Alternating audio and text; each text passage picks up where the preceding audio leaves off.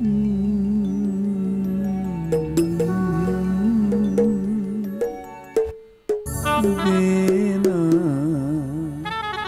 सहारा,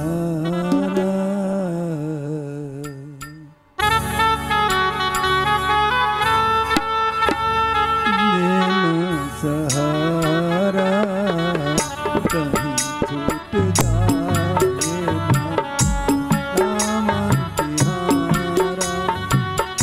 मेरे देवता मुझको देना सहारा, ओ मेरे देवता मुझको देना सहारा, कहीं छूट जाए ना दामन तुम्हारा, कहीं छूट जाए ना दामन तिहारा।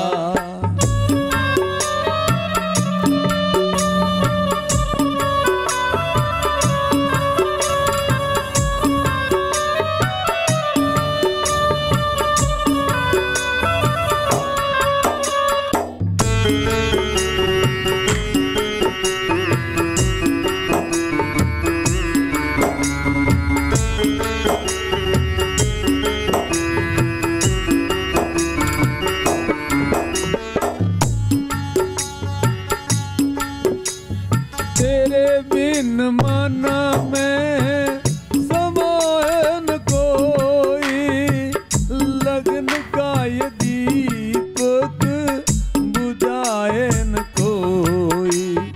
ओम ओम ओम हरि ओम ओम ओम, तेरे बिन मन में समाए न कोई, लगन का ये दीपक बुझाए न कोई। तू ही मेरी बस्ती है, तुम ही हो किनारा, हो तुम ही मेरी बस्ती है, तुम ही हो किनारा, कहीं छूट जाए ना दामन तिहारा, कहीं छूट जाए ना दामन तिहारा। ओ मेरे देवता मुझको देना सहारा, ओ मेरे देवता मुझको देना सहारा, कहीं छूट जाए ना दामन तिहारा, कहीं छूट जाए ना दामन तिहारा।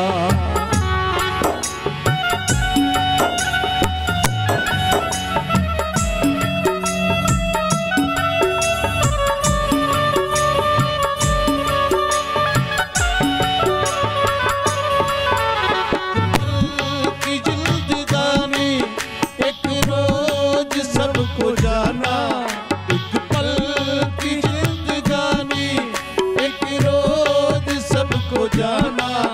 तू सोच कर क्या सोचे, पल का नहीं ठिकाना, पल की जिंदगानी।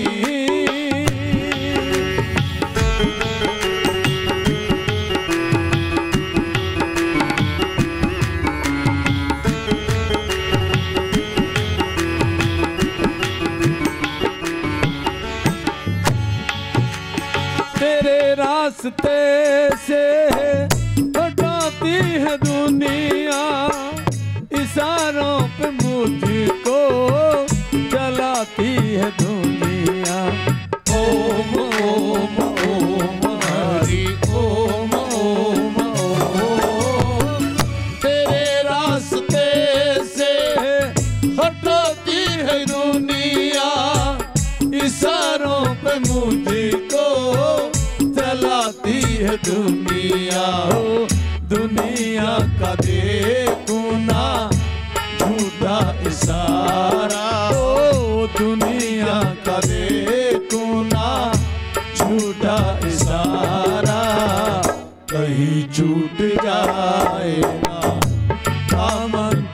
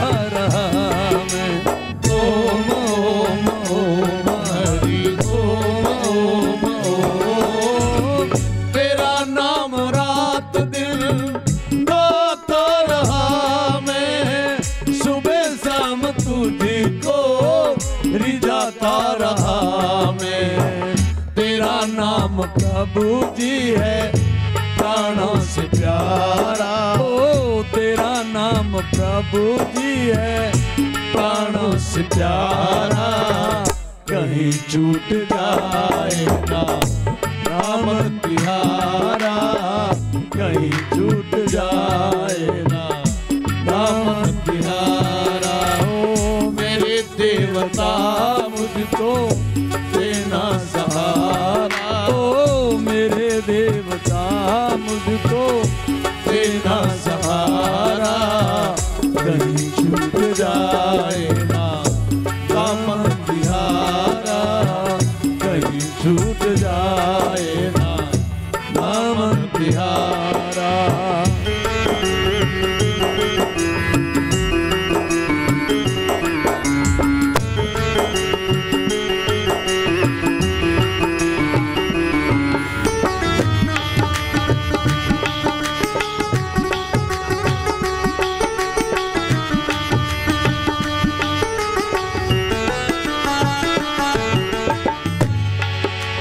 बड़ी भूल की जो दुनिया में आया, मूल भी गमाया प्रभु जी ब्याज भी गमाया। ओम ओम ओम हरि ओम ओम ओम। बड़ी भूल की जो दुनिया में आया, भूल भी गमाया प्रभु जी ब्याज भी गमाया। हो दुनिया में मुझको ना भेजना दोबारा, हो दुनिया में मुझको ना भेजना दोबारा, कहीं छूट जाएगा दामन तिहारा, कहीं छूट जाए ना दामन तिहारा। हो मेरे देवता मुझको देना सहारा, हो मेरे देवता मुझको देना सहारा, कहीं छूट जाए ना दामन तिहारा, कहीं छूट जाए ना दामन तिहारा, कहीं छूट जाए ना दामन तिहारा। भक्त कहता प्रभु मेरे देवता मुझे देना सहारा, कहीं छूट जाए ना दामन तिहारा।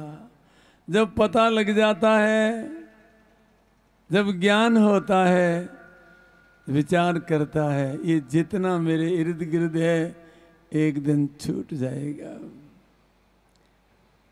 कोई संशय नहीं ये तो छूटेगा। बाकी कोई निश्चित नहीं है, लेकिन जाना तो निश्चित है। पर उसकी परवाह नहीं, प्रभु छूट जाए तो छूटने वाला तो छूटता ही है। लेकिन एक चीज है, बस तेरा दामन नहीं छूटना चाहिए, तेरा सहारा रहना चाहिए।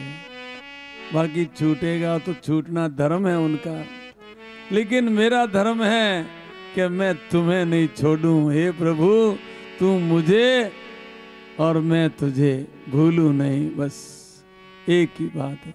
मेरे देवता मुझे देना सहारा, कहीं छूट जाए ना दामन तिहारा। तेरे बिन मन में समाये ना कोई, मन में कितनी चीजें लेके दौड़ते हैं, रात दिन मन भटकता रहता है, कभी स्थिर नहीं रहता, भागा। अगर हम किसी को कंट्रोल करने का प्रयास करें कि बेटा नहीं मानता है, बेटी नहीं मानती है, पत्नी नहीं मानती है, ये तो बात बाद की है भाई। पर ताकतवर है कुछ गढ़ से, तो मन को तो मना लो कि मेरा मन मेरे कहने में है साहब, कभी इधर उधर नहीं होता है, बस मैं अंदर हूँ, मेरे साथ ही रहता है। मैं समाधि में रहता हूँ, कभी कहता हूँ कि चल मनीराम अपन वहाँ जाएंगे, तभी मन जाएंगे, तो समझ लो आप सबके ऊपर शासन कर लोगे, बेटों पे भी कर लोगे, पत्नी पे भी कर लोगे, पड़ोसी के भी ऊपर भी आप राज्य कर सकते हो। और आज्ञा का पालन करवा सकते हो, ये गारंटी के साथ हर आदमी कह सकता है। लेकिन दुख इस बात का है कि हमारा मन मानता नहीं। तेरे बिन मन में समाये ना कोई, लगनी का दीपक बुझाए ना कोई। ऐसी लगनी लग जाए कि बस वो मेरा है, मैं उसका हूँ और मुझे उससे मिलना है। रात और दिन एक ही रटन, ओम सोहम ओम सोहम ओम सोहम। चलते ओम सोहम, बैठते ओम सोहम, काम करते ओम सोहम। और एक विशेष नुक्सा है, जब हम सोने की तैयारी करें, हर कार्य से निवृत्त होकर के केवल हमें नींद की इच्छा है। घर का सब काम काज हो गया, दुकानदारी का बही पोथियाँ सब एक तरफ रख दी, अब तो बस सोना ही है। तब 5 मिनट खुद के लिए बैठ जाना, आपके ज्ञान का भंडार खुल जाएगा। सिर्फ 5 मिनट घड़ी देख लेना। मनीराम को कहना, भाई अब तो तू नींद लेने जा रहा था, अब तो कहीं और मत भटक, अब तो मेरे साथ रह जा और बस थोड़ा सा ध्यान कर देना और जल्दी जल्दी जप करना, ओम सोहम ओम सोहम ओम सोहम ओम सोहम ओम सोहम। ध्यान लग जाएगा, लगते ही नींद आ जाए तो गट सो जाना। बस रजाई वगैरह पहले ओढ़ने के योग्य बना देना और फिर आराम से खुले मन से सो जाना।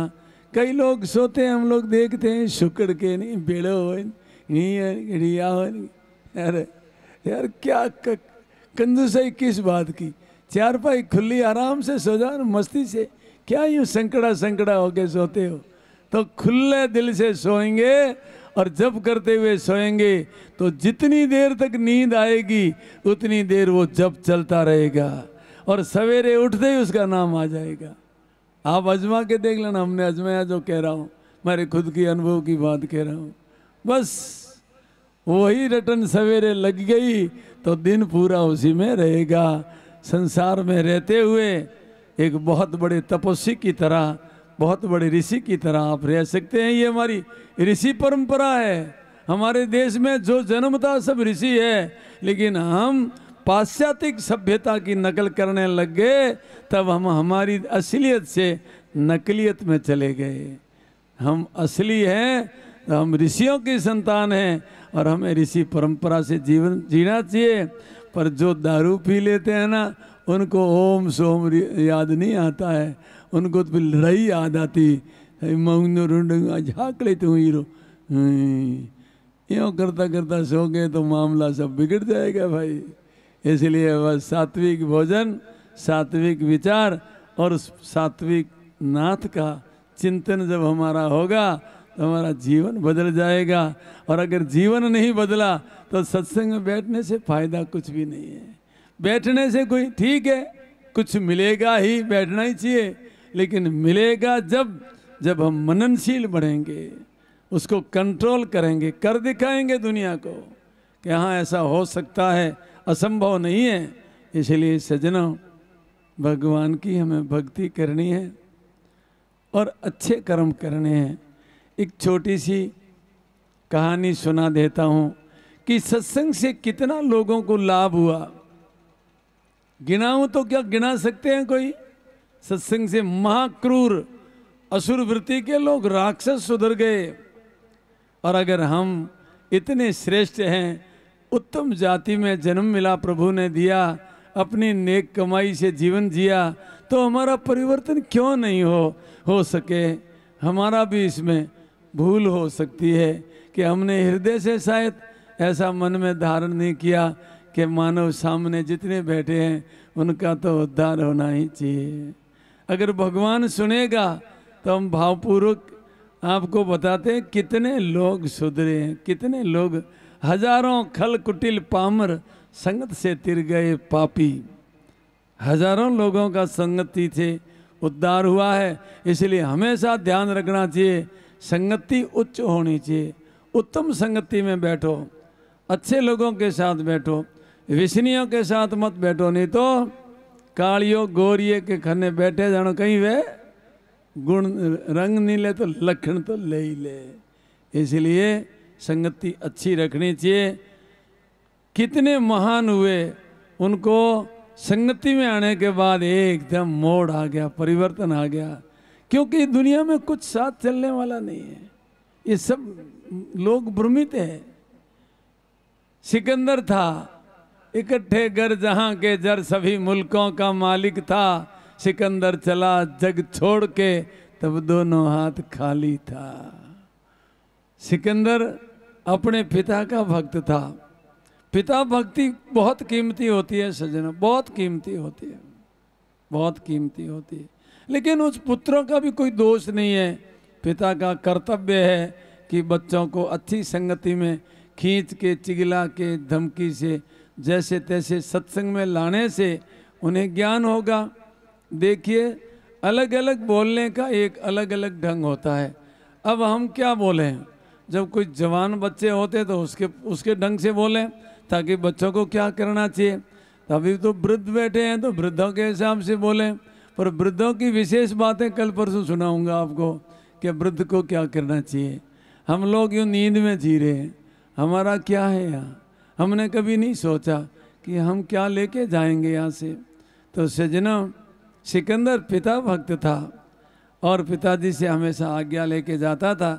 पिताजी, और ये ध्यान रखना है कि पुत्र को किसी का भक्त बनाओ या मत बनाओ, अपना आचरण इतना उन पुत्र के सामने अच्छा रखो कि पुत्र प्रभावित हो और दुनिया उसको प्रशंसा करे पुत्र के सामने कि भाई तू तो भाग्यशाली, थारो पिता वो है, तू उसका बेटा है, भाई तेरे क्या कमी है। तो पुत्र के साथ आप बहुत बड़ा उपकार कर रहे हो और वो बात आपकी मानने को तैयार होगा, क्योंकि उनको खुमारी रहेगी कि मैं उस बाप का बेटा हूँ। पर ऐसा ना हो जाए कहीं के थाड़ दिशा दारू की तो पिए कि दारू तो हमें जो ही जे हिंजारू आवे जना वजह के बड़े आगा करे बक्के में तुम्हारी हुई जाऊँ, तो फिर बेचारे पुत्र का कोई दोष नहीं है, फिर हम खुद उसके साथ अन्याय करते हैं। तो सज्जनों, पुत्र हमेशा पिता भक्त होना चाहिए और उसके लिए पिता को हमेशा प्रयत्नशील रहना चाहिए। सिकंदर पिता भक्त था। पिताजी, आपकी क्या आज्ञा है? मैं आज आर्यावर्त जा रहा हूँ, भारत जा रहा हूँ, मुझे आपके लिए क्या लाना है? कहा, बेटा मैंने ऐसा सुना है कि भारत में संत बहुत अच्छे मिलते हैं। उनको पता नहीं था कि संत क्या चीज़ है। सोचा होगा कोई संतरा सेब आदि ऐसा कोई फल फ्रूट होता होगा, उनको क्या पता कि संत का दर्शन कर लिया होता तो इतनी लूट मार थोड़ी करता। उनको होश होता, ऐसे गंदे काम क्यों करता, क्यों बोझा अपने ऊपर ढोता, दुनिया का लूट लूट के और अपने ऊपर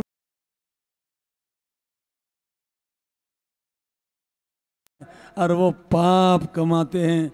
खाने वाला भी पापी, लाने वाला भी पापी, ऐसा कभी काम नहीं करना चाहिए।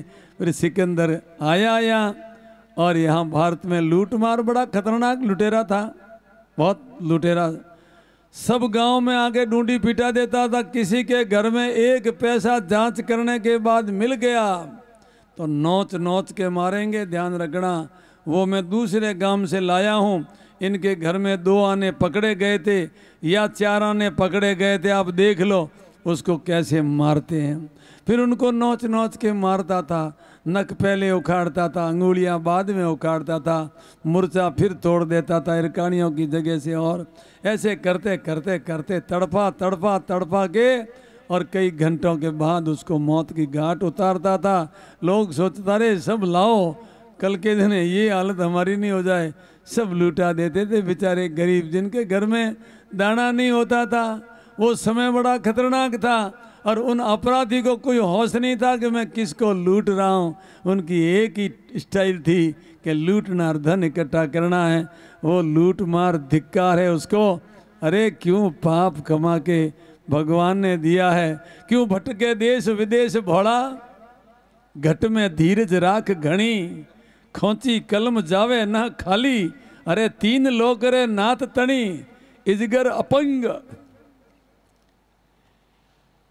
अपंग अटंटल एरू जिणरो दाता, पेट भरे मैंगल थिर पावे मण बाधा, और कुकर फिर गुजर करे। अनड़ पंखेरू भमे आकाशों, जिणने दाता रिजक दियो, 1.25 लाख मण दूध सदाई, पंछी मेघ मलार पियो।